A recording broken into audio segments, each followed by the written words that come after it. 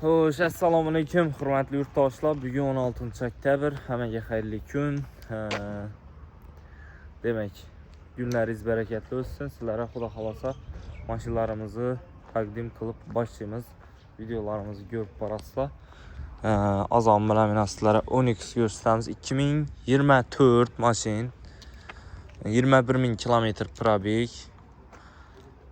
Metan paket qo'yilgan, 90lik metan qo'yilgan. Bahasam zo'r bahoda beramiz. 135 million so'm Rodnoy kraska 2024-yil. İşlerini göremiz endi. İşler ham akkuratni top-toza turibdi. Kamisi yo'q.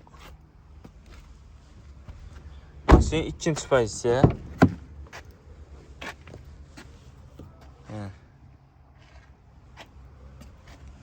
Polikda tashalgan.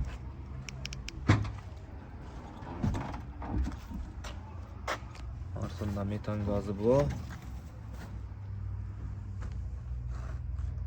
90'lık metan ekan. Ekonomisi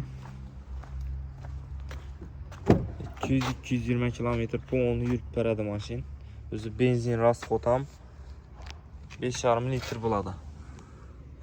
24.